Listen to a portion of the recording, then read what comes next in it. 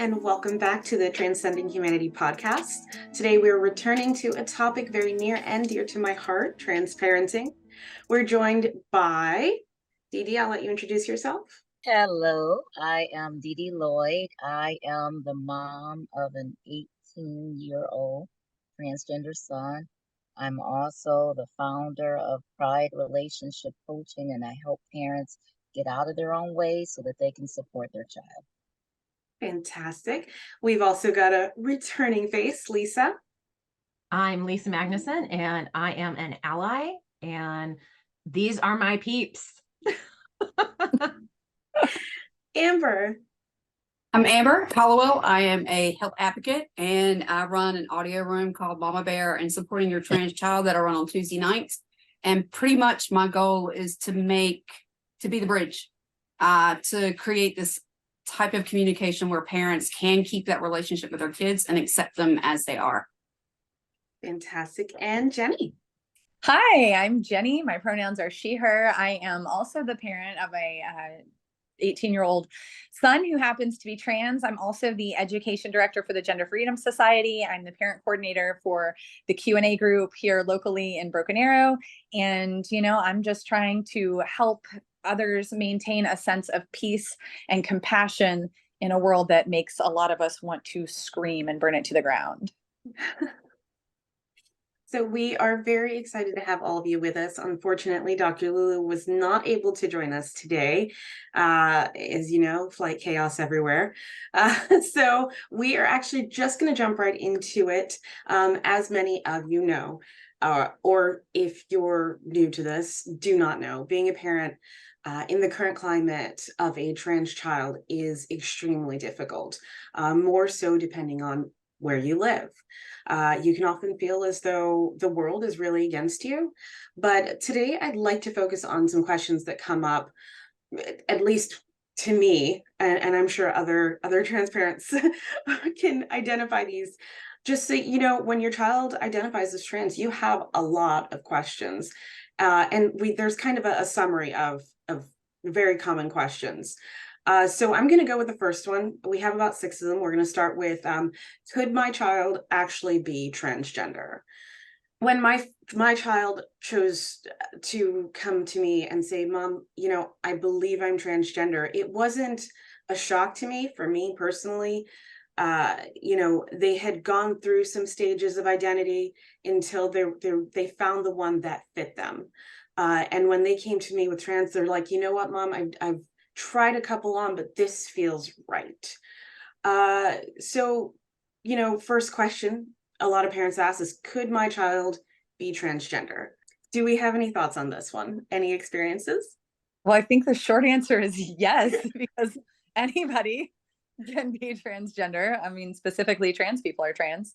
But I think that I just think don't worry about it. When I remember that my responsibility, my goal is to walk through life with my child, whatever that looks like, and not, I don't need to determine his fate or his future or his present. When people said, what are you having? When I was pregnant with him, I said, I don't care. And I meant that then, and I mean that now. He's still who he is. So I think that anybody wondering, even if your child's transgender, they're still your child.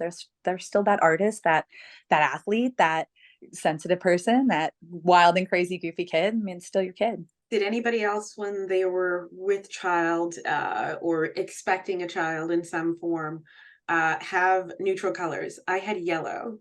I was very against the boy or the girl. I was like, you know what? Yellow, because I cannot tell my child who they are. When I was green and purple, I had green and purple, we knew what the sex was, and my mother-in-law had sent copious amounts of pastel pink, and I'm not a pink person, and if I am, I'm like a bright hot pink, fuchsia pink, magenta pink, and she had sent all this like light pink stuff, and I was just like, ew. And so literally like 2 weeks before my child was born, we're like in the mall because I think the birth is January 2nd. So they were I think my due date was around the 1st of the year. So right after Christmas, we're like doing all the sales racks for anything green, anything purple, anything yellow, plaid. I don't care, but it can't be pink. It cannot be pink. It cannot be red. I just did not want that. I had way too much. Like even my nursery was done in like classic poo colors that were like the classic blue, the classic yellow, classic green. So again, it didn't matter. It was going to be gender neutral regardless. And actually I used that set for all three of my kids. Wow. Okay. I feel like the odd man now. I had all the Oh. pink. Don't. I wanted to know the gender early. Everything was pink. It was frilly. There were dresses that like shame me when I see them in some of the old photo albums.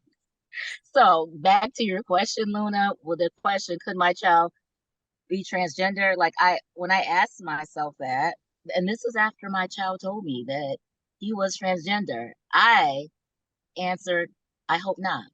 I mean, that was because for me, it was just instant fear, future fear. Absolutely. That's all I felt. In my life, I just had one, not celebrity examples, but real life of a transgender person. So the fear came down to my ignorance, really. But in that moment, that's what gripped my heart, fear for my child's future. And that's all I could see. So I asked the question to myself, answered the question, and then thank God it just didn't really, in there I learned and I was able to get rid of that fear. So, yeah. And that's a great example, because that fear for your child, that fear of the life that you know is coming for them, it is totally natural. What's not natural is to get stuck there. Like you want to keep moving. Mhm. So like that, oh God, I hope not. Absolutely. Many people won't admit to that because there's a bit of a taboo to it. But there is that immediate fear for a lot of people, for many different reasons, especially if you grew up in a religious household, that can be super hard. And that's okay. It is okay to have those fears. I think the most important part is moving past those fears and trying to find a way to help your child as best you can. I can I tell you absolutely agree. from that experience with my niece coming out as gay, my sister-in-law, very religious. It's, you know what the Bible says. She essentially told my niece, you're going to hell in a handbasket. And I sit and go, no, and I don't know. I will say it might have been the years of teaching I did that made me so much more accepting, because when you have a 15, 16-year-old child, and Jenny, you were talking about this before we started recording, come to you and say, I need help. Even though you're not their parent, you take on that role. And as a teacher, we always take on a parental role. And to have kids literally break down in my class, in my arms, because they came out, their parents hate them, they've been kicked out of the house.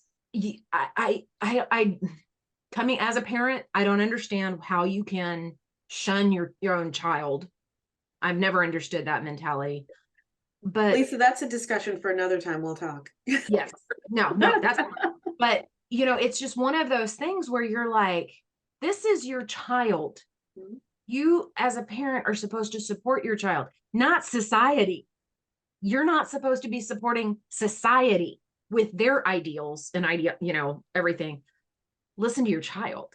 Mhm. And I got very lucky that I had a couple students who were trans. One of them was going through the surgery, getting ready to prep herself for the surgery and everything. And the other one was in the process of starting it all. And so I got to see it from both sides. One had a very supportive family unit. The other one came to my room every day for lunch and talked to me and cried on my, it just, it basically became an adopted mom. And when they graduated, they still call me mom. So, it's not just transparenting is hard. Parenting is hard, but transparenting is hard also because of, like Dee Dee said, the unknowns. And your immediate thought is, no, no, I hope not. But at the same time, how do you think your child reacted to that when you said that? Or how did they react to it? If you said that, if you said that to them. I sit and go, oh my gosh, oh wow, Yeah, that is the thing some parents have actually said. I hope not. I said it in my head.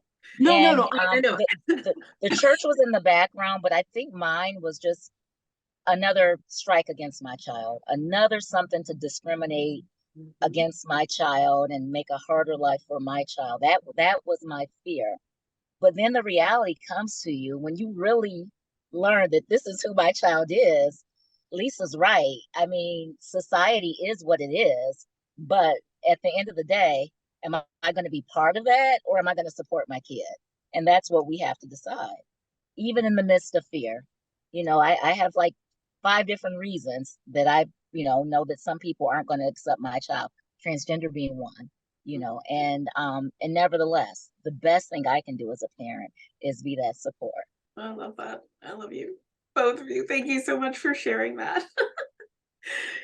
The next question is, are they too young to know? In my circumstances, again, my child was 10 when they started, looking into maybe I am not this gender assigned to me at birth.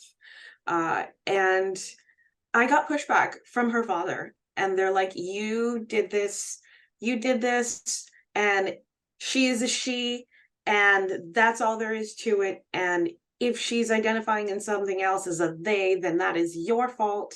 They're too young to know what they're talking about. And my response was, nope, you can get on this bandwagon or we can leave you behind, but we're not playing this game. So I'd love to hear from you guys about your experiences with, if you were told when the child was younger, did you have that fear of, are they too young to know? Did you have partners that pushed back because of their ages? I pushed back. And this wasn't for my child. The first time someone ever pointed out something about my child, I was like at a Friday evening where all the moms kind of gathered and all the kids played in the backyard. And so all the moms are kind of hanging out in the back deck, and it's getting close to summer. And so we're out late that evening. And one of my friends turns and looks at me, looks at my trans child, who was not at the time, and goes, that child's going to be gay. And I was like, oh, hell no, they're not. Not in my house. Because I was still very stuck in my religion, and I was still very stuck in my politics, and I was very stuck in that what my family had raised, what was right and wrong. And I had been taught that was devil, that was Satan, that was completely not something we could go near, not to touch, not to talk about, stay the hell away from it. And so luckily I had unpacked all that stuff a good 5-6 years before my kid started to come out. So when my kid came out as like a junior in high school, it was, I'm agender, asexual. I don't really know, but that's where I think I'm at. And I'm like, okay, whatever. And part of that was I had been in a really bad marriage that had boxed me in, molded me into something I wasn't. And the more that he said, you can't do this, you can't do that, you can't be this isn't who you are. When I left that marriage, I had to unpack all that, because I had looked in the mirror and said, I don't know who the hell I am. So when my kid came to me, I went, oh, I did the same thing my ex just did to my kid. Box gone. I'm done. Burn it. You are who you are. And I have never pushed back and said, no, you aren't. I think when he came out as trans, I said that was like the end of his freshman year in college. And he was he had emailed me, and he was struggling because at the time he was living in a dorm of the opposite sex. He was having to shower, and all these things were like a constant just mind barrier, a mind block, just really messing with him. And he was like, I'm okay, but I'm not going to be if I stay. And I was like, quit. I don't care. Come home. College is not worth that. It's not worth that. And so he came home, and it was kind of like, and I did kind of go, are you sure? And it was that fear that Dee Dee's talking about, because the first thing I thought about was, and we're not like, this wasn't this year where we've got 570 legislations against our kids, but we were starting to get that ramp up, and you were starting to get this pushback against the trans community. So my first thought was, oh no, like they're going to be after you, and we want better for our kids. Like we want them not to have to struggle as hard. We want things easier for them. We want them to be loved. We want them to be accepted. And here was my kid coming to me with, the hardest thing that he's going to have to be accepted for, that other people I know are going to judge him for, whether it's a workplace, whether it's for a loan, whether it's for changing his ID, what bathroom he goes into, he's going to be judged. And that fear of, oh my gosh, I don't want this on my kid. And I sat with that for about 2 days. And I was like, you know what? That is your projection. You are projecting your fear onto your kid. Your kid came to you and said, this is who I am. Your only job is to support it and accept it. That's it. That's it.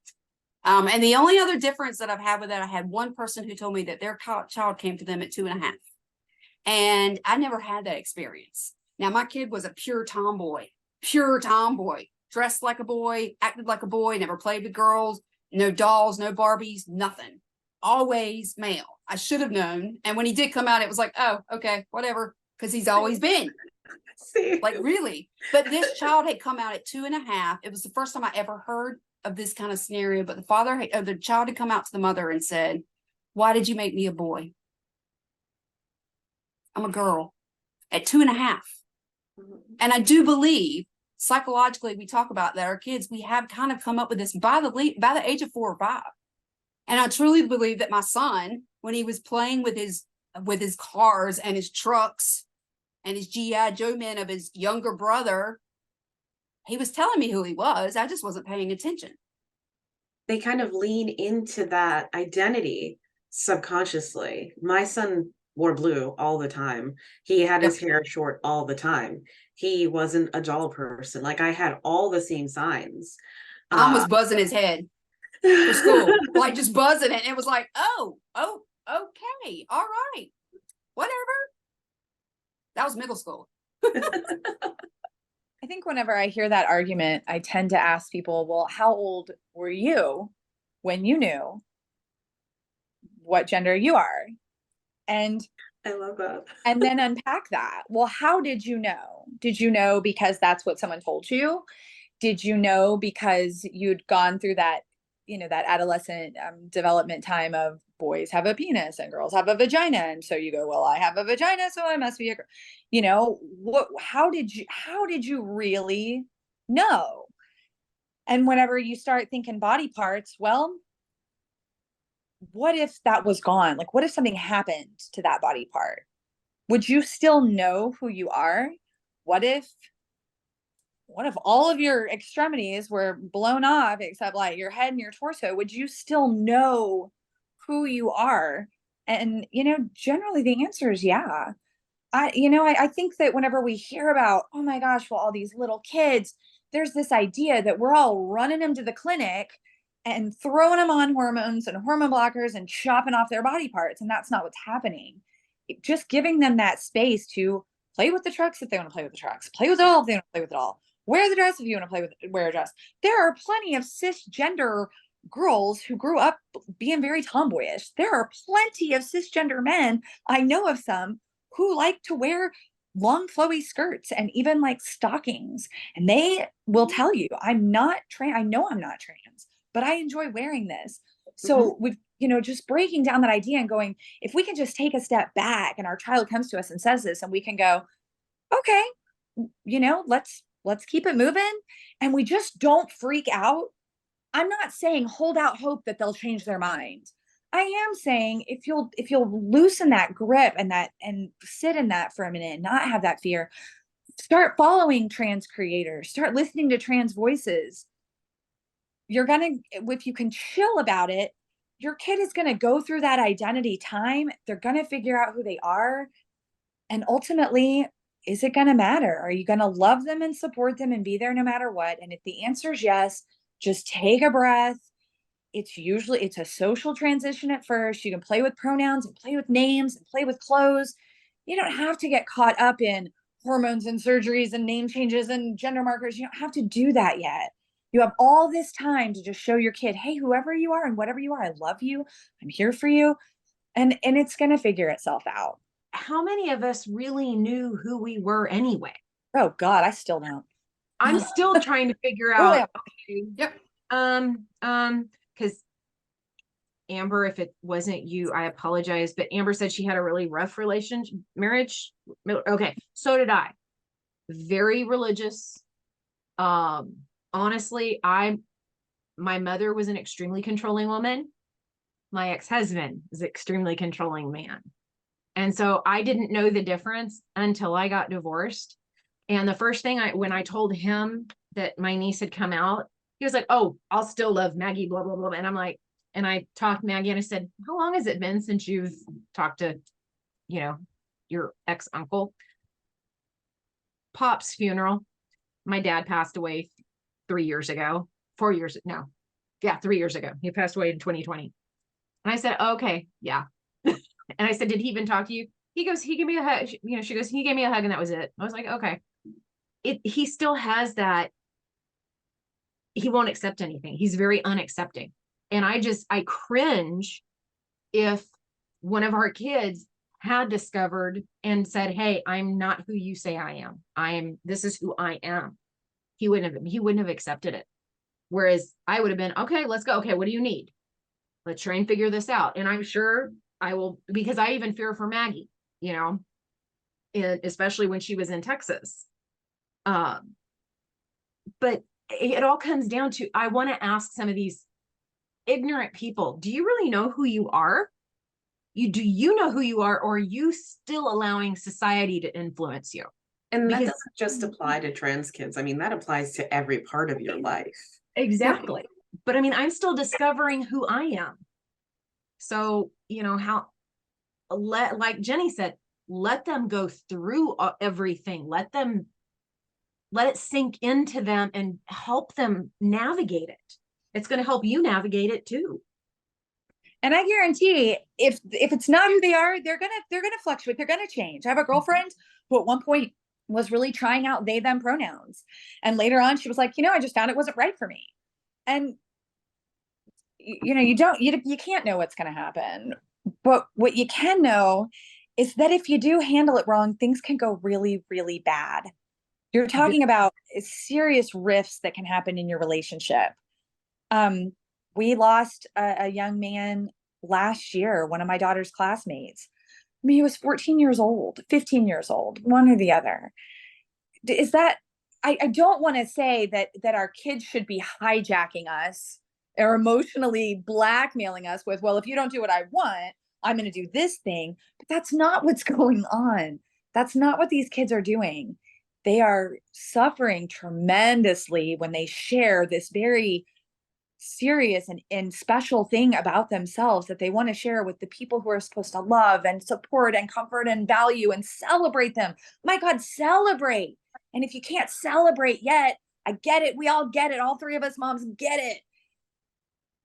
But you can at least start with some love, some compassion, some openness with your kid so that you're not burying them.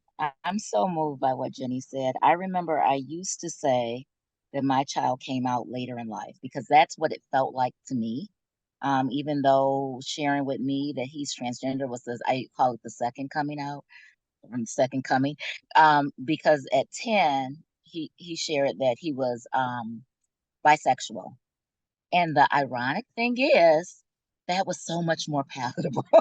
And that's definitely me and society and my societal thoughts. But when later on, when he came out 5 years later, when he shared that he was transgender 5 years later, and we were writing like the college essays and stuff, he knew at 4, he was just so good at hiding it for the sake of me, for the sake of my church, for the sake of my family, for the sake of his other parent, that even though he knew. And so it felt like he was coming out later, but he knew. So I don't think he knew something. He knew something. Something was amiss. So I'll just say he knew that much. And I didn't, because I had all the pink clothes. So of course I didn't. I was clueless. So I don't think there is a too young for your identity and knowing who you are. And I guess the other side of it, I mean, there's nothing too old for your identity and not knowing who you are either. Oh, I feel like these are all so very true. My son's journey was quite the rocky road for him, and without two supportive parents. My husband was supporting him just kind of like emotionally. And so he's got multiple parents, and not just like your standard two. He's got multiple parents, and I truly believe the love and the support from at least two figures was what made him comfortable enough to live in the skin that he lives in today. Like he will wear baggy jeans, work on cars, like all of your typical boy things. But we'll walk down a Walmart aisle or some other toy store, and he'll be like, why are they separated by gender? I'm like, I have no idea. And he's like, they need to fix that. I'm like, I know. It's just like How much flack Target got for doing that? they still do that. You've got like, I know they had to go back doing it. So yeah, it's kids. They're a pleasure. So the next question I have up is, could this be a phase? And I believe, Jenny, you touched on this a little bit, but I know I've heard this one before, specifically from my child's parents, as other parent, is, oh, this is just a phase. You know, they'll grow through it. They'll grow out of it. They'll come to their senses. And that was something, I should probably preface this by saying he's a much better parent now, because he's had 4 years of a trans child, and he has come 180. He's come 180 on this, and he is very supportive. But you know, when my son first came out, it was, this is just a phase. Like, this is, I don't need to do anything. I don't need to change any of my ways, because, you know, tomorrow they'll wake up and they'll be a unicorn. Uh, so I'd love to hear your experiences on this. It was the That's number funny. one question I think I got. Well, what if he changes his mind? What if this is a phase? He was hanging out with a lot of LGBTQ plus folks, and then it was, well, it's just trendy. He's hanging around all these people and he's picking up this stuff from them. Well, I think, first of all, we all go through phases, and that makes us who we are. You know, I've had a crafting phase and a furniture refinishing phase and an angry atheist phase. I mean, I've had lots of phases in my life that I needed to go through in order to know myself better, in order to end up where I am. So, you know, I mean, I don't know what that means. Is it a phase? I think you know who you are. But as far as like, well, what if there's this, what if it changes? You just don't see that. And one of the first things I did, I already had trans friends. I already had people in the, you know, friends and family in the queer community. I'm a queer person myself, but I still immediately, I didn't know enough. So I immediately started following trans creators. I started listening to trans voices first thing. And it was just overwhelmingly, no, that we don't change our minds. This is not a phase. This is who we are. And by the time we've come out, like, it's been a whole process to even come out and share that with somebody. And nobody wants to be told, well, you're just going through a phase, you know. And even if he is, this is who he is right now. And I need to deal with who he is right now. And who he is right now is a trans boy, and he's wonderful, and he's an artist, and he's perfect, and nothing else matters. But I think that if any parent is going through that, I think that it comes back to that fear that we've all talked about, that, and they're holding out that hope that it's a phase because they're still afraid. And when you get rid of that fear, I mean, just imagine someone hoping that you turn out to be different than who you are. Like, imagine right now someone, people who get in relationships and they're like, well, they're going to change. I'm going to fix them. Well, then you don't fully love them. Why are you with someone that you're hoping is going to change? You know, when it's our kids, definitely, we don't really have a choice in who our kids are any more than we have a choice in who our parents are. But to say that I'm holding out hope that my kid changes who they are, then I'm not valuing them in the moment. I'm not honestly and authentically loving them in the moment. And it really just sends the message to them that they aren't worthy of that until they become the way I think that they should be. And I don't want that for my kid, you know? I agree with Jenny. I think it's just a form of denial from parents. Even in my well-meaningness, I remember getting a therapist, a counselor for my child, just to talk to, so it wouldn't just be me that he felt comfortable talking to. But I cherry picked this therapist. I picked someone that was like my grandmother. I picked someone that would, it was just like, so if it just happens to be, a phase, you know, maybe this person is a safe therapist for my child. And it's not until I got to a point where I was able to fully embrace my child as he is and just see the gift and value of my child. Now, I'm not saying I didn't love my child. I very much felt that I loved my child, but as soon as the blinders came off, I said, wait, we need a new therapist. You don't need grandma as a therapist.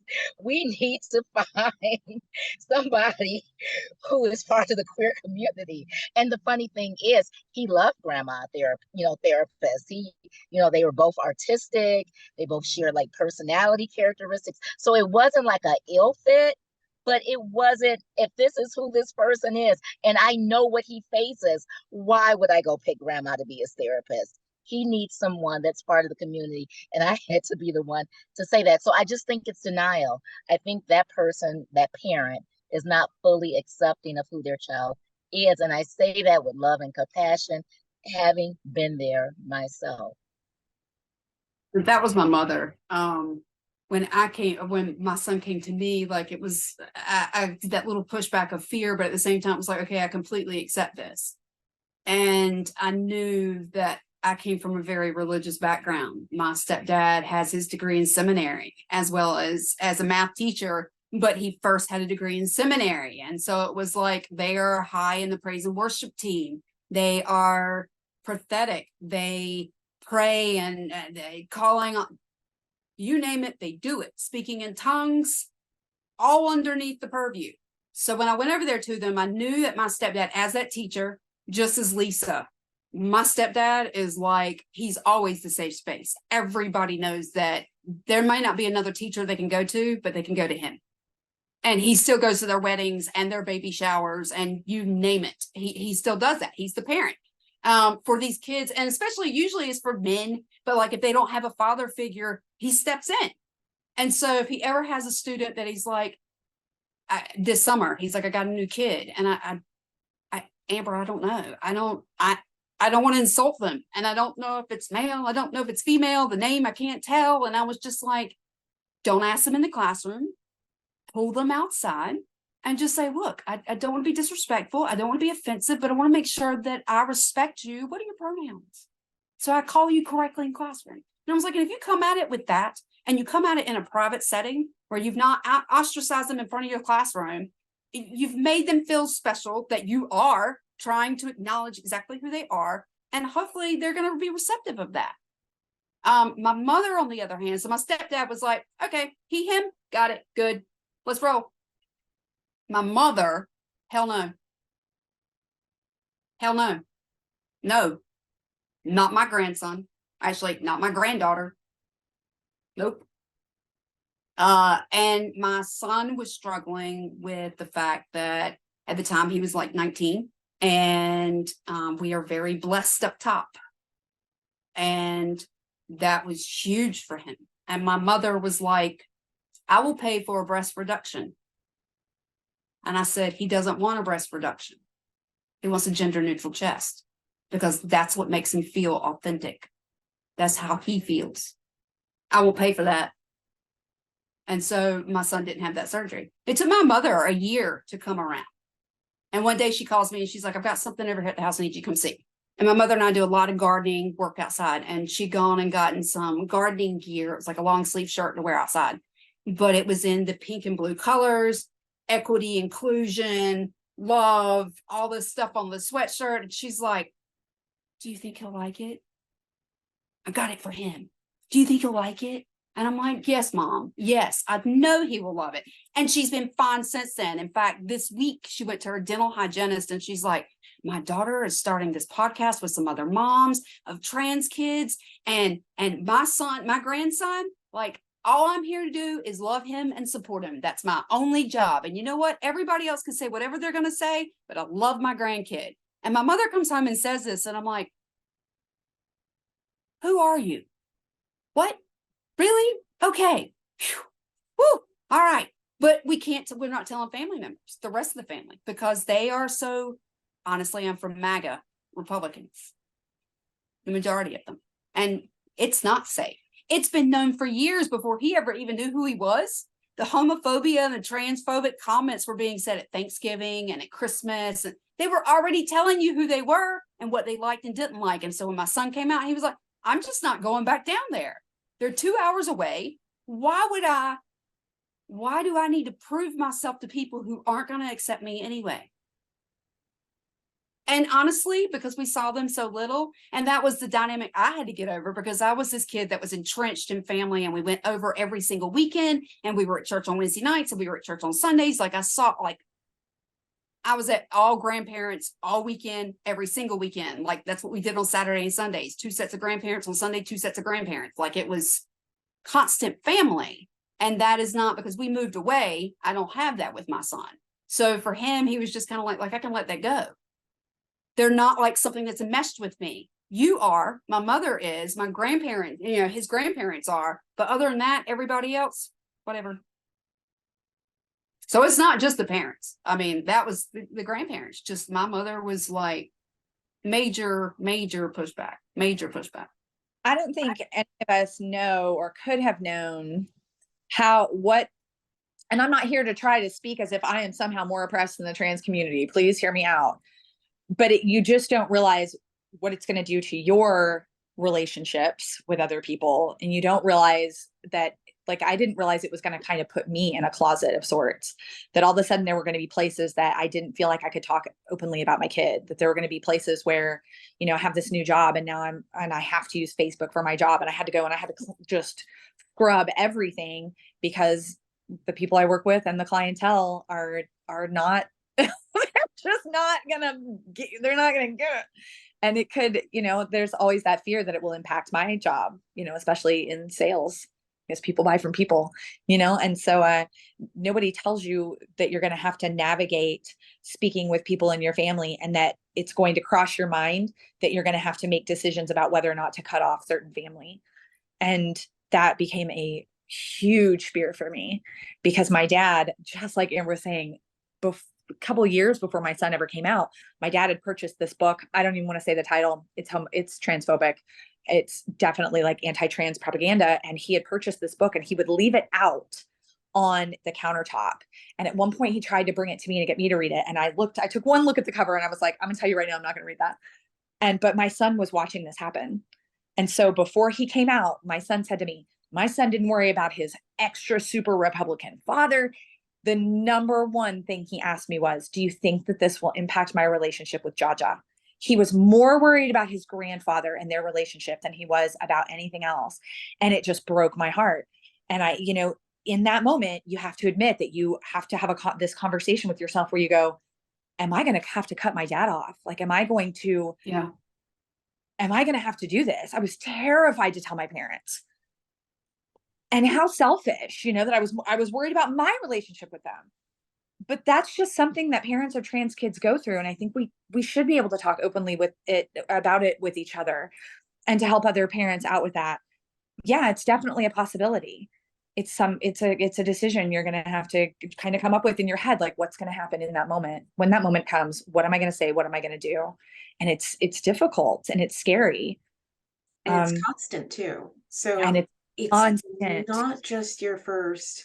I started a new position and I had to write up a bio, and speaking frankly with the narrator, with the narrative writer, I shared that my son was transgender. And then, me and my husband reread it about what they were going to put on their website. I was like, it is very dangerous for us to put that out there, to put my son out there that way. And then you're constantly guarding against that, Jenny. And I feel you. Like it is constant. I wish I could say it like happens once and then you're like, no. And it's going to be forever. Like whether it's your friends. I mean, like I had friends in the LGBT community who were bi, who, like, one of them had a marriage where she had the girlfriend in the bedroom and the husband in the spare. Holly.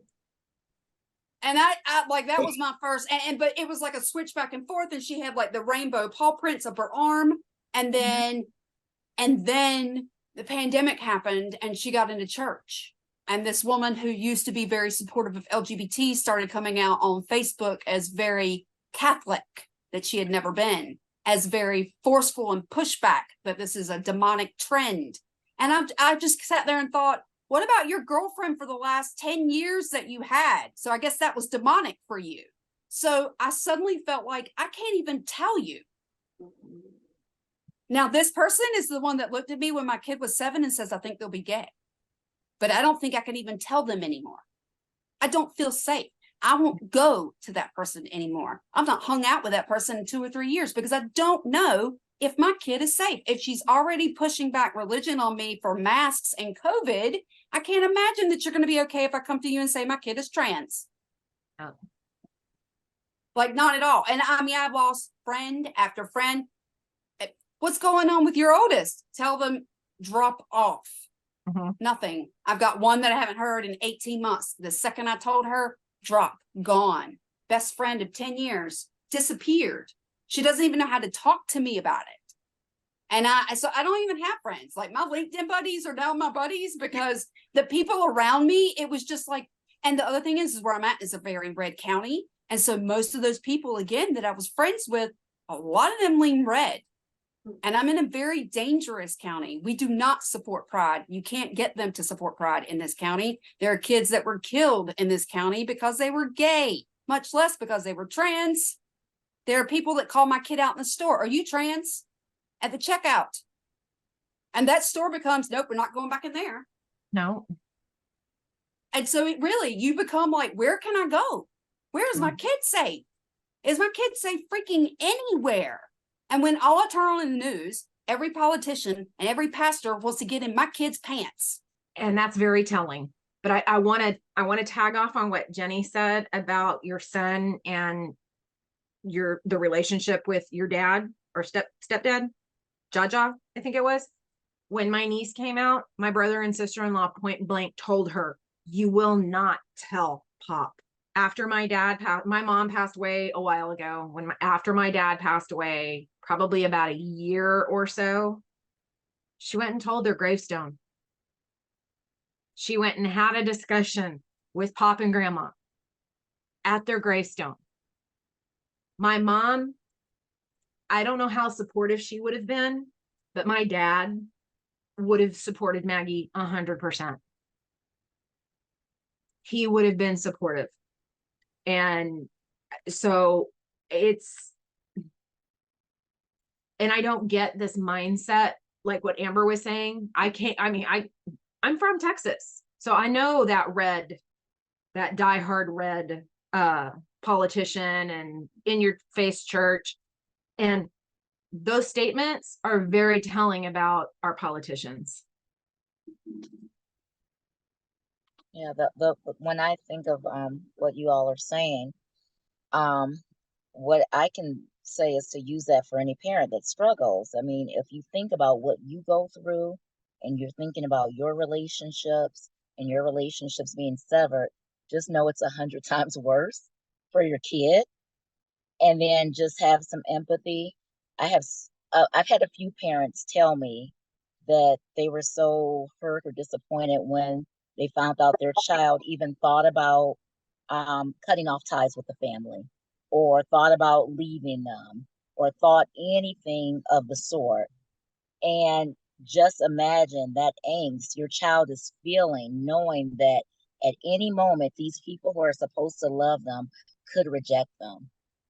And sometimes it's easier for them to say, let me leave. Let me not cause problems for people I care about. I mean, like Jenny said, these are still the same kids that you love, that you nurtured, that love you. And they want to have that relationship with you, but they are who they are. And so that can't change. So you have to think, if this is, what I worry about. I worry about the relationship with my mom. I worry about the relationship with my grandma. I worry about how grandpa's going to take it. Imagine what your kid's going through, and just, start from there. Like I talk about the blinders falling off. For a year, I was the only one. Well, no, I wasn't the only one. My child was out with me and out at school, was not out with the rest of my family for about a year. That day when the blinders fell off, and that came from me, as Jenny pointed out, getting in trans spaces, meeting trans people, knowing this is who my child is.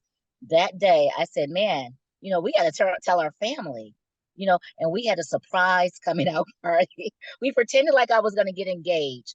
And what I told him is that, you know what? I don't care what happens. It's going to be me and you. I don't care if they turn away. I don't care. I don't care. I want you to know I'm always going to love you. I'm always going to support you.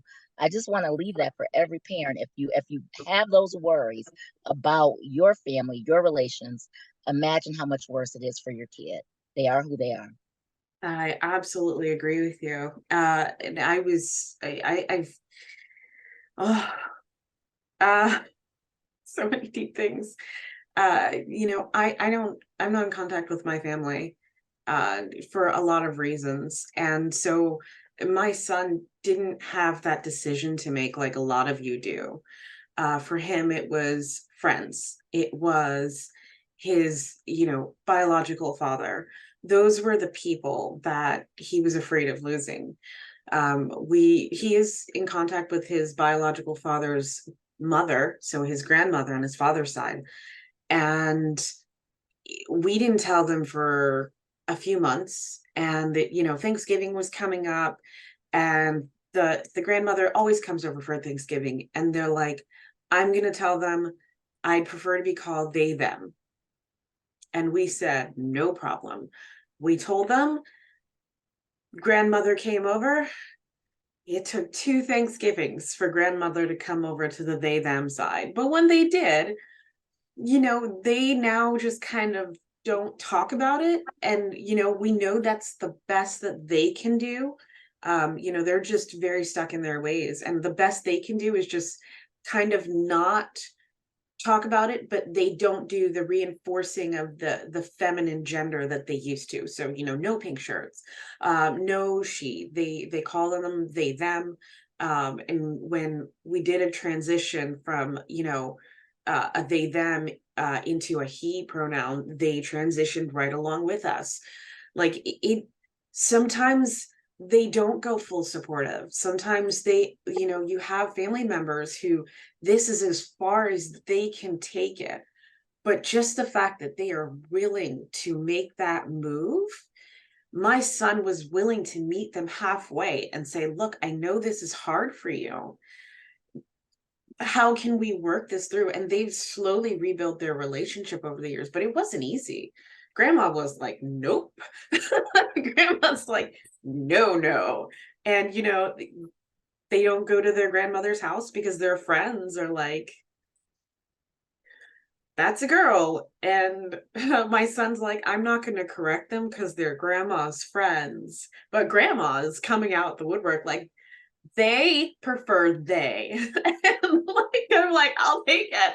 I will take this small move. And so, kids are super flexible and they're really understanding. And I find that so many times it is harder for the adults to make that transition than it is for the kids. Oh yeah.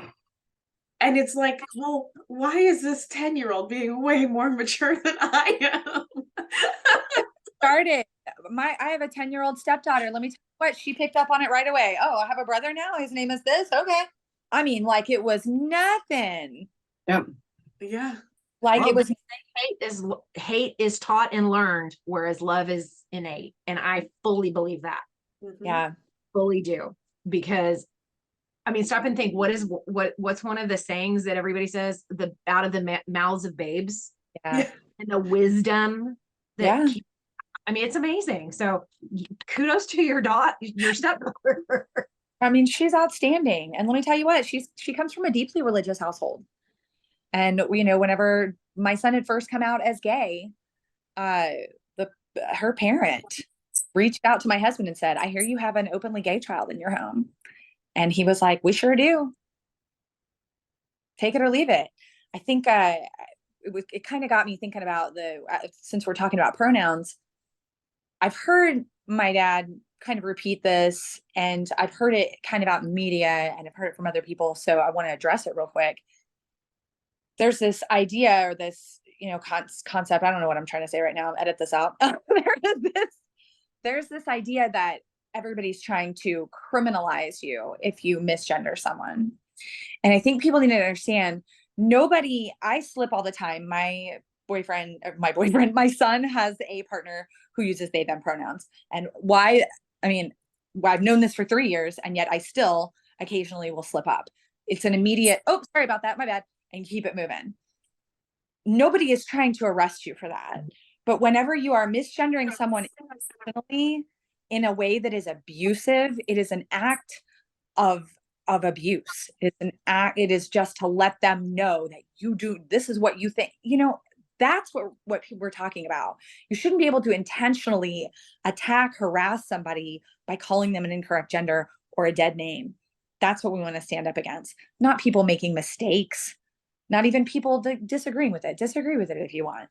But if I disagree with who you are, I don't get to just call you a different name or a different pronoun just because I feel like being ugly. We had that as an episode because our guest speaker got into an accident right before. And so Vanessa and I had an episode about, pronouns. I try very hard, and she goes, I even screw up.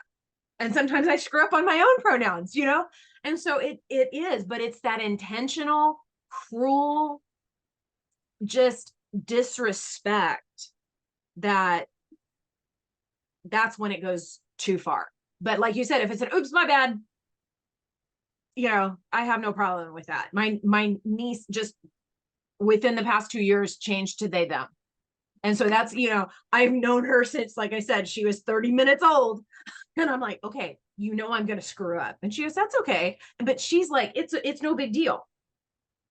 But because, she knows I'm not doing it to be cruel. And I think Jenny, you're right on. And one of the other things Vanessa and I talked about was, if you don't know and you can't be nice and go ask, hey, in that quiet spot, hey, what are your pronouns? I always say y'all. I'm from the South. I say y'all. Right. It's all over, it covers everybody. Y'all, it works. That's right.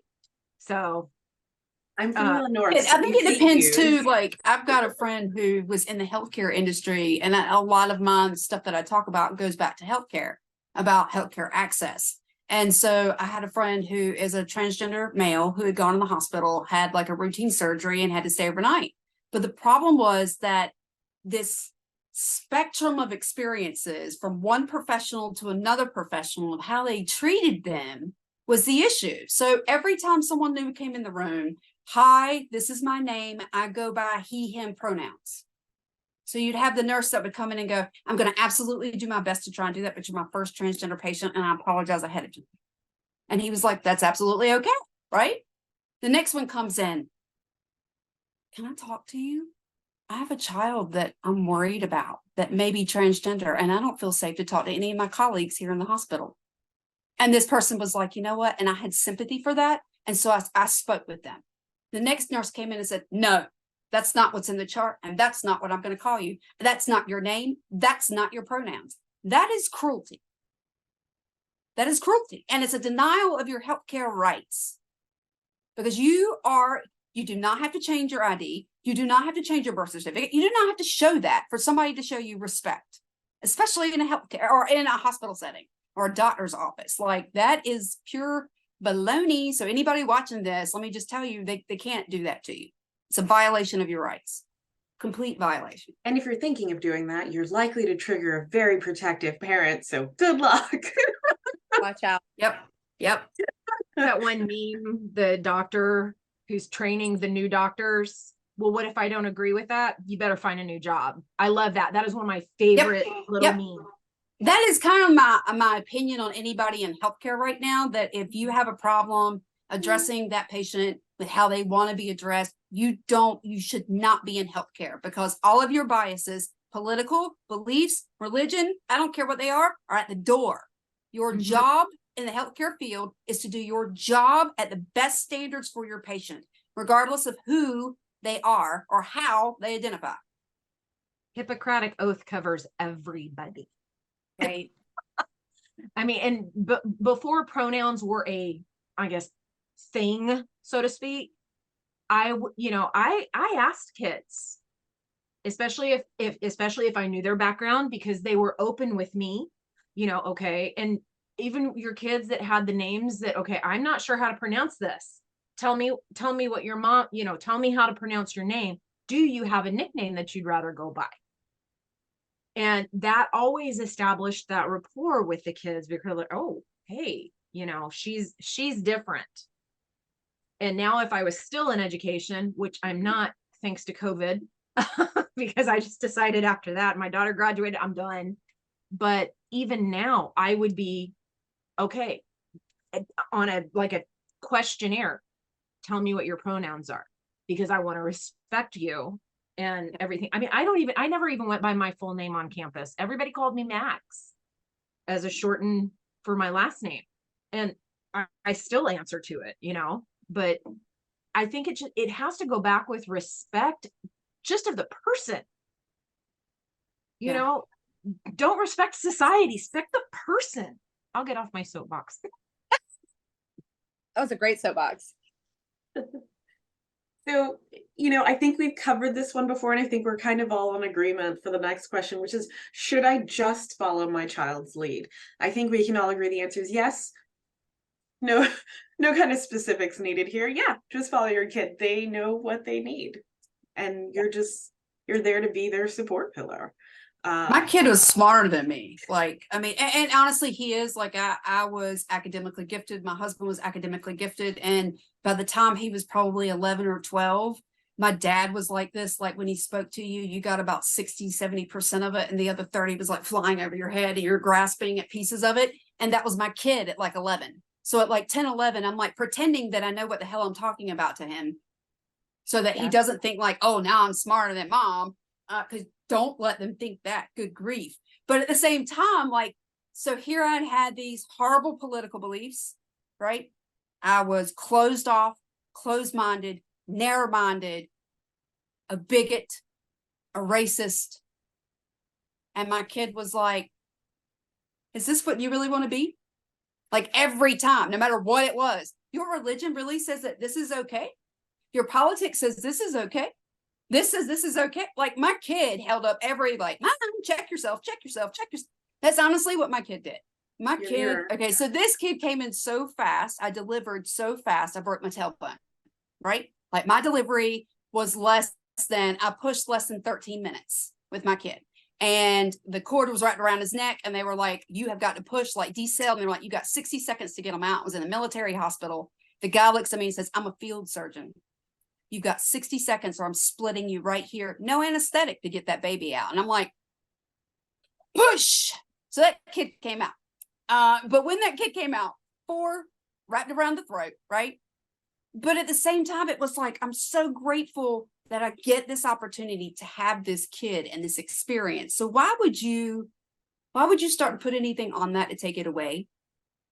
Yeah. And that's what I had done. So coming out, he broke my tailbone. And so later in life, and I still don't think he was even beginning to come out. This was just when he was getting smarter than me. But he made this comment. He was like, you should have figured out that I was going to be a pain in your ass when I broke your tailbone coming out. And I was like, wow. So I say all the time, that son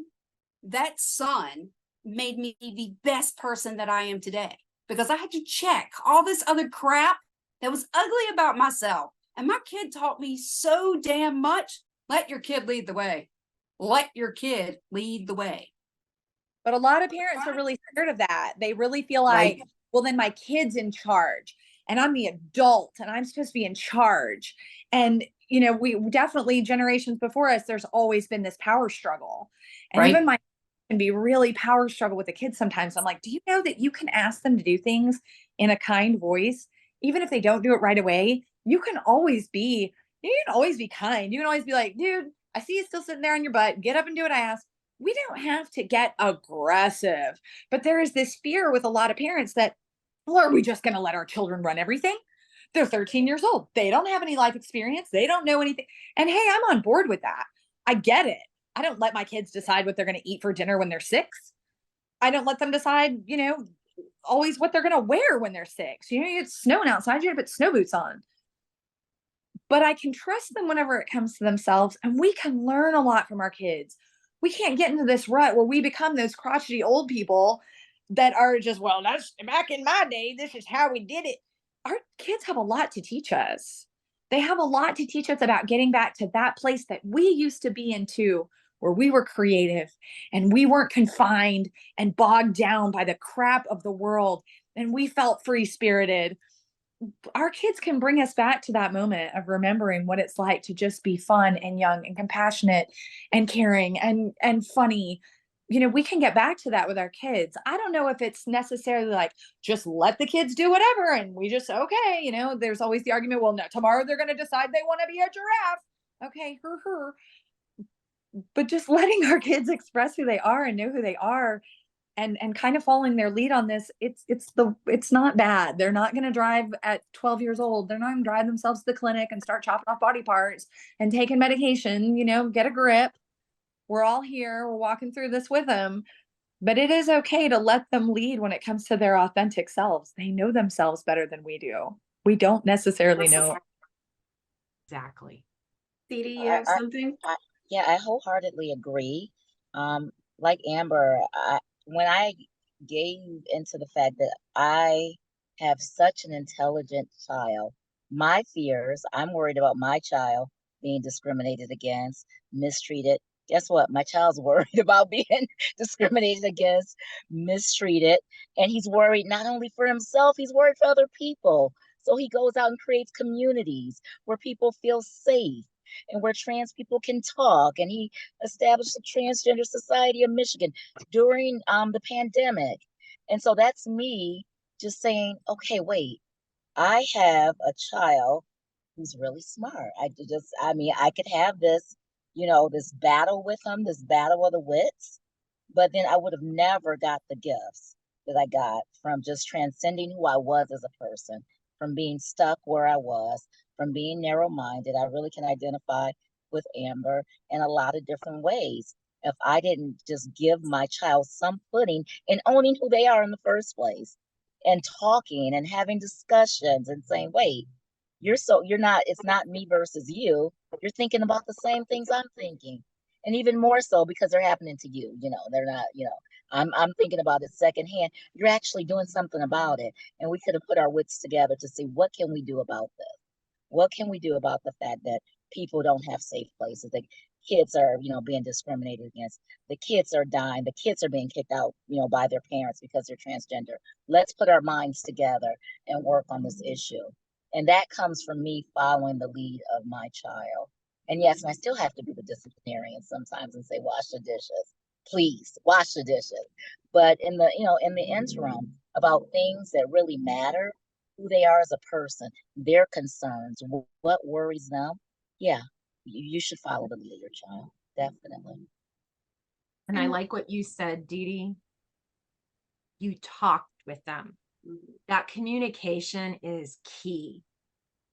And I'm in awe of your son. During the pandemic, he was doing this. This is amazing.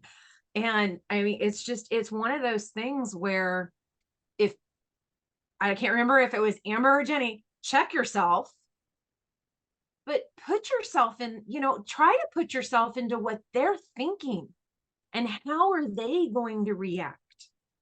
But I think I love that part where you said you were talking with him, not talking at him or talking, around him, but with him. And I think that communication is vital. And that helps you follow their lead, and that helps bridge their trust about their experiences and what they're going through. Really start solidifying that trust that, hey, my parent believes in me and believes who I am, not what society. And I pull that out a lot because that's what I think it is. I think it's all society. And Amber, I can definitely agree with you with the religion aspect. We'll have to talk later. When you think of all the messages Good. our kids are getting, where society is telling them they're wrong, they're bad, they're, you know, they're crazy. That's what society is telling them.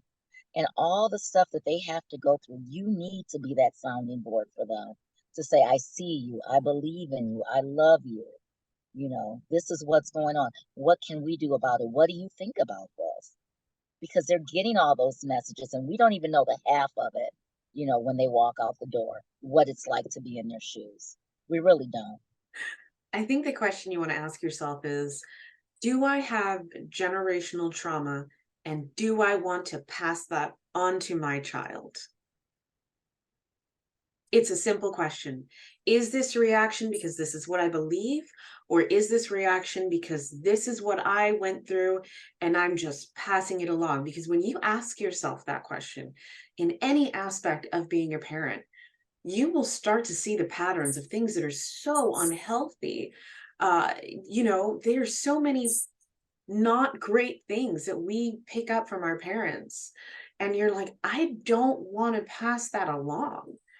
And it just, yeah, I'm gonna follow my child's lead, and you know, like Jenny, like Amber, like Dee Dee, I'm gonna have a conversation with you. I For me, there was always yelling when I grew up, and so when I had my child, you know, the first few years of his life, I didn't know how to be a parent without yelling. I had to learn. I had to decide this was not a trauma that I wanted my child to have. As an adult, I did not want them to look back and go, my mom always yelled. That wasn't okay. And you know, my son is white presenting, because that's just my genes. Like he will be white presenting until he's like 20, and then he'll start browning up like the rest of my family.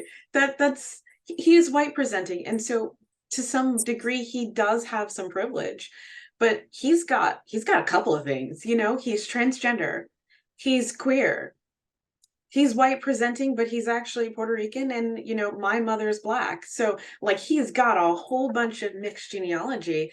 And so he's not just dealing with this one thing about being trans. He's dealing with all the hormones you'd normally deal with and all of these different things.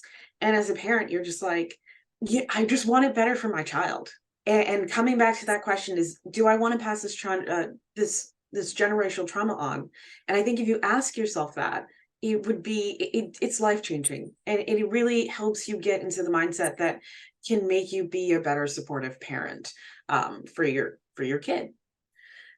So the last question I have for you, wonderful humans, is what do we do now? Because I know a lot of parents will get here and they go, well, what do you do when your kid tells you I'm transgender? What the hell do you do? Research. I know our podcast very firmly endorses Erin Reed's work. She is fantastic about latest trans news, maps, legislation, and these are all very important in the US, where our kids are under attack. Make no doubt about it. They are under attack, and we can only be their safety net. We can only shield them as much as we can. And the only way to do that is to do your research, talk to them, have open conversations with them about what they're going through, how they feel. We have ongoing conversations right now every few months with my son. We live in Florida, and we're just like, these are the bills that are coming through right now. These are what have passed. And we talk about it. We watch debates together. My son's been watching debates since he was 6, like presidential debates. We sit, we talk about the topics because it is so important, you know, with all the different aspects of him, for him to be aware of what's going on so that he can navigate the world as safely as possible. And so what do we do now? For me, it's research and that constant conversation. What do you lovely humans have for me? I'll jump in there. For me, it was fears. Really coming clean with yourself, because I think that's a lot of it. Come clean with yourself, come clean with your own fears, your own biases, your own shortcomings. I had to write mine down, you know, and really get them out there because some of them are just kind of hiding in the back. You want to come clean with yourself first, and then you want to pick them one by one. And you try to say, ask yourself, are these things true and are they helpful to my child? Being who my child is it true and is it helpful? One by one. That's where I would say start with yourself and then you can help your child. I'm all about, find trans voices and trans resources to research, because if I tell certain people to go research, they're going to find research, they're going to find information that confirms their bias already, that says things that they already believe or that they want to hear. And, to steer, to just listen to authentic people. What I got on TikTok and I found trans people who didn't have a lot of followers. And it's kind of my mission to get on there. I like to leave nice comments. I like to like their stuff. I like to show them some support instead of the hate that they get. You can always find me on TikTok. I am at Trans Loving Mama. And but I would say most importantly to listen to those voices, because you can definitely find research that will say something that's not, whenever you look at the major medical associations, and including the American Pediatrics Association, these, you're looking for the the real deal, not these kind of offshoot, listen to the majority experts there and listen to trans voices. Find support groups in your area, and if you can't find one, god dang it, create one. You can find them online, especially if you can't find some in-person stuff to do. Find other people to talk to and talk about this with. For me, it was definitely gather information. Because I had already gone to nursing school. I had a certain class I actually took at my private nursing school that was all about sexual identity. Like sexuality was the name of the class. So it had broken down all of this. In fact, I was beginning to suspect things with my son and remember going to the professor and I'm like, what do you think of this and this? And if they're doing this, and he had said nothing to me yet, but I just sensed it was coming. Like there were enough signs there that I knew it was coming. And the school was a Christian college. Is actually the first Bible college established in my state. And so I remember the professor kind of doing this. Well, I really hope that's not what they feel like. And I was like, oh, I can't talk to you. And I went back to my book. And then from my book, I went to the websites. And I went to, because I was in nursing school, I went to medically accredited websites. I went to medical associations. I went to evidence-based practices. Everything was stat, data, because that for me, that's how I work. And from there, like Jenny, listen to trans voices. The first person I called when my son came out to me was my pediatrician, because he was a very open, very understanding, had been a fantastic pediatrician. I was like, look, the oldest just emailed me and this is what I'm dealing with. How do I respond? I do not want to push back. I do not want to offend. I don't want to scare him away. I want him to feel like he can still come to me. And so he was very supportive and just kind of like, all right, mom, calm down. It's going to be okay. And here's the next steps. And do you think he needs a psychologist? Does he need to talk to somebody? Is he asking you about hormone? Like the pediatrician then began kind of going through those steps with me about, has your kid come to you with these?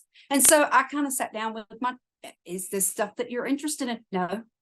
Okay. If you are, come to me, please. And because I had kind of already opened that door, it did kind of open that door so that if they wanted to come and needed to, hey, I want to start on hormone, that's something we need to talk with the pediatrician, then he would come to me for that. But he just didn't decide any of that till he was 19. So that was we didn't have to go with that bridge, but it was always about finding evidence-based, just finding your evidence and make sure that it's not, do not get it from a news source. Never, ever, ever a news source, ever a news source, not Wikipedia, not your friends, not your P's, not a politician, not a pastor. And not the first thing on Google. No, which is usually Wikipedia, which is half the time Wikipedia. When you said Wikipedia, I was like, that's an F. Right? But I mean, even for teachers who are part of your child's life or your children's lives, educate them too. Yeah. I mean, and that's something that I actually had a parent literally, and it was not a trans parent, it was a parent of an autistic child, gave me a file folder all about their child and all about their likes, all about everything. And I'm not saying the parent needs to go through that if they don't want to, but talk to your child's teachers, get them involved. We've unfortunately right now, we've got teachers quitting right and left because the politicians are trying to dictate what gets put in school. And that's not what teachers are for. You know, I always said, politicians, come walk a year in a teacher's shoe, then talk to me. But if they need to have a safe space on campus, not just, you know, under the table in the library hiding because they're not welcome. Oh, you know, if you're a teacher and you're listening to this, think about it and open your door. Be that safe space. I wasn't allowed to put rainbow stuff on my doors or by my name, but kids talk. So I had kids that weren't even my students. Mags, can I come eat lunch with you? Absolutely. I never asked. They would tell me. And I can't remember who it was, but somebody said that, you know, they get it from all sorts of places. Negative, sometimes positive, but it's all negative. And they're sponges. Even in, you know, high school, they're still little sponges. They absorb everything. And that negativity, I'm sure you guys have seen that or you ladies have seen that with your own kids. You see how it wears them down. So if they've got somebody else that's positive and can support them outside of home, that's amazing. Because let me tell you, my kids taught me, I think, more than I taught them. And I try to pass that on to my own children. I'm like, you respect people. I don't care. They could be the one-horned flying purple people eater for all I care. You still respect them. I can't say that any of us disagree. You know, I understand on a personal level that not every parent is gonna run out the door and be supportive of their child.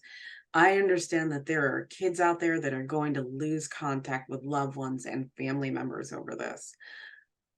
And it is so important that if you are supportive of the community, if you call yourself an ally, if you are a transparent that, you know, puts your child first, it is imperative that you understand not everyone has that, right? Not everyone has a parent that's supportive. And so like we have Lisa's adopted many trans children, queer children, and, you know, if you can, be that person in that neighborhood, be that person, if you can, openly in your position, in whatever position you have, in whatever capacity you have, you be that transparent that trans child needs. You be that supportive ally, because you never know what they're getting at home. You can't know, you know. And, you know, as much as we'd love to say, oh, you know, all parents love their children, that is 110% not true. There are many parents who just can't love their children that way. They just don't have it in them. And, you know, no shame, it's not for you, but that's okay. We've got tons of parents here that we will willingly adopt. We will take you in. We will be your transparent. We will love you. We will give you that support you need, that mentorship. We will hold your hand.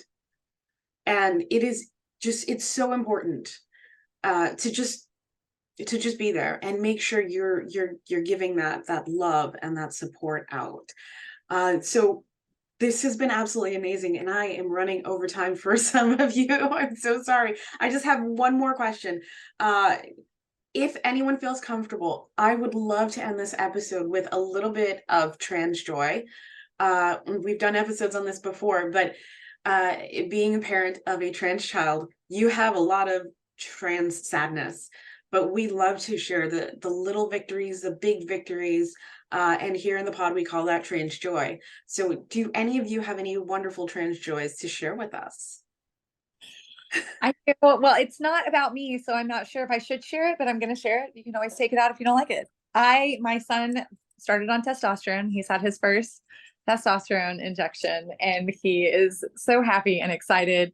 And I mean, this is a kid who absolutely was terrified always of any shot in the whole world, and he was so excited.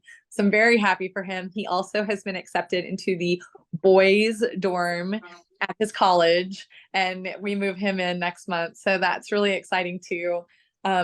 Yeah, it's just really cool to watch. I'm just really happy for him.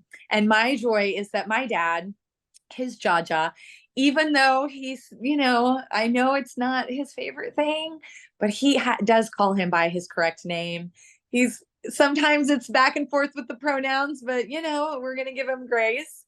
And that relationship is good. So that's the joy in our lives right now. And I'm telling you, if anyone is even remotely doubting what the love and support of someone can do for your life, it is the difference. It is a night and day difference in how my kid experiences life.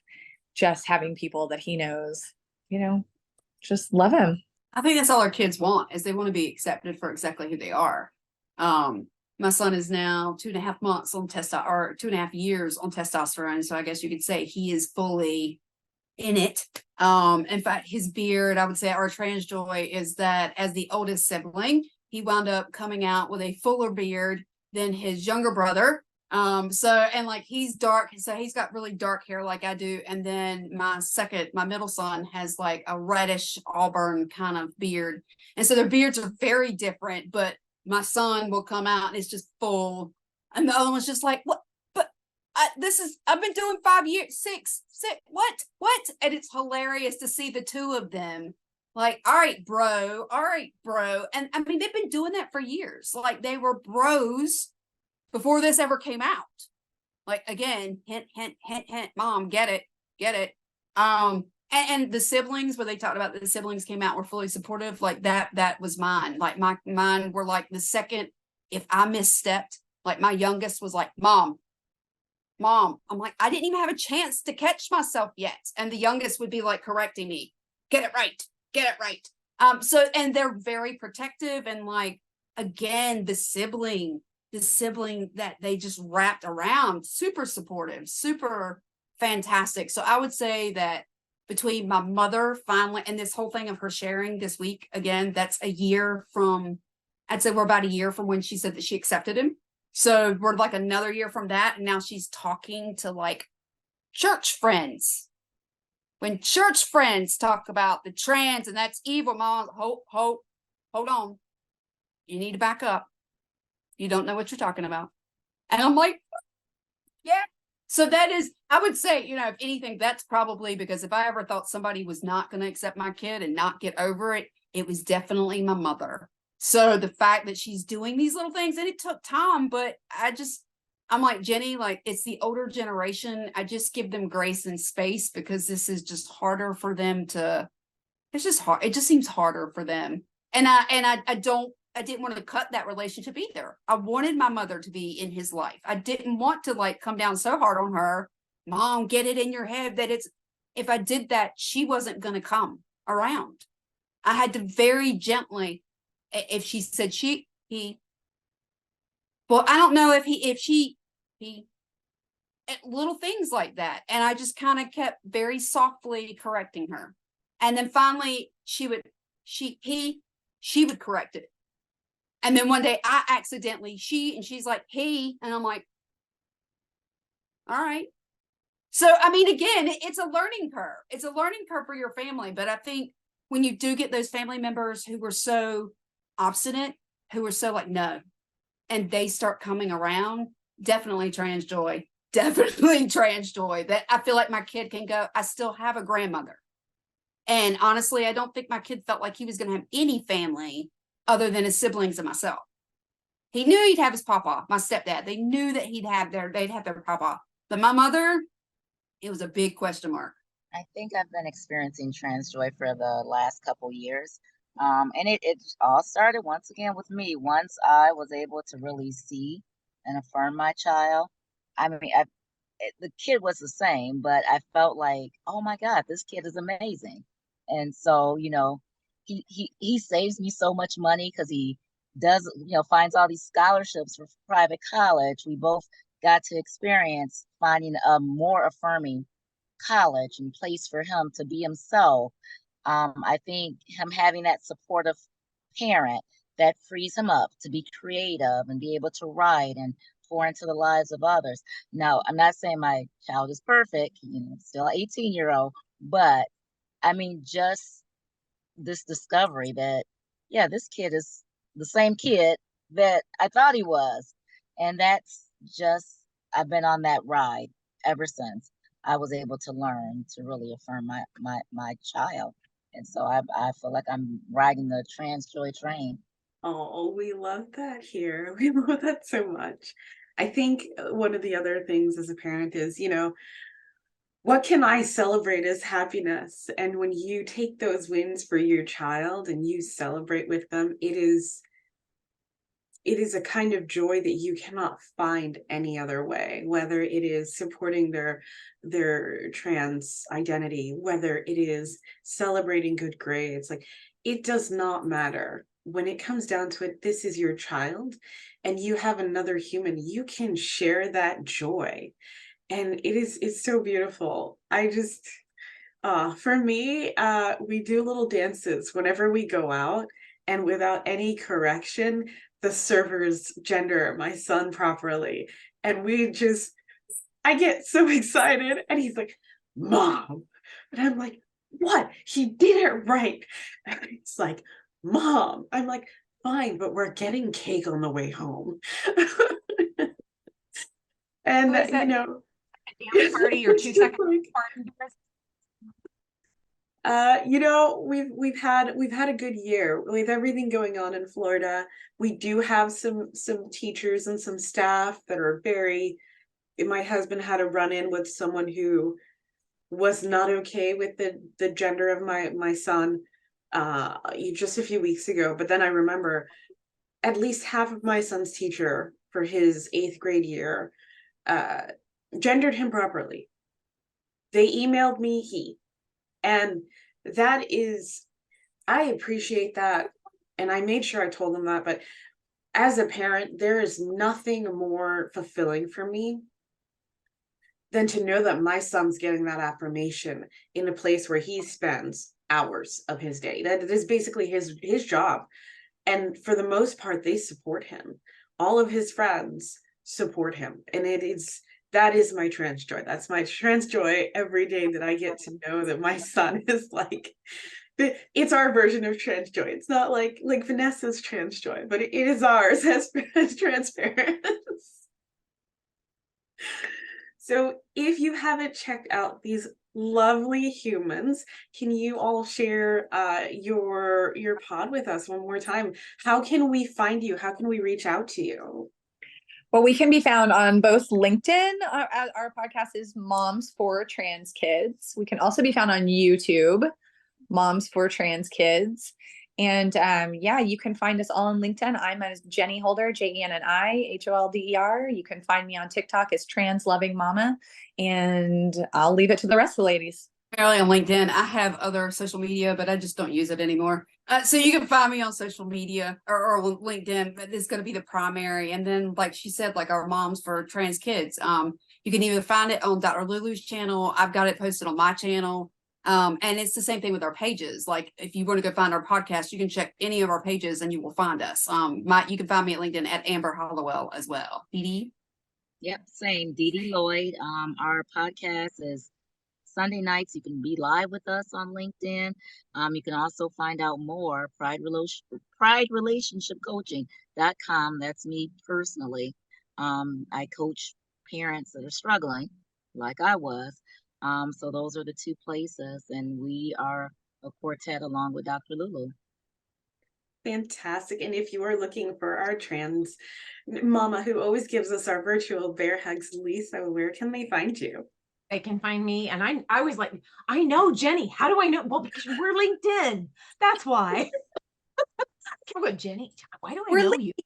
But we're LinkedIn. They can find me on LinkedIn, Lisa R. Magnuson, or I am Lisa Ray 497 on Instagram. And my girls are getting antsy. I'm sorry. They keep popping in. But no, I'm not on Facebook anymore, but I am on LinkedIn and Instagram. Fantastic. And as always, you can find our pod, Transcending Humanity, on Buzzsprout, Apple. You find these videos on YouTube. If you're watching us, thank you. Click the like button. Make sure you subscribe. And we are looking forward to speaking to you next time. Everyone, thank you so much for joining. Thank you.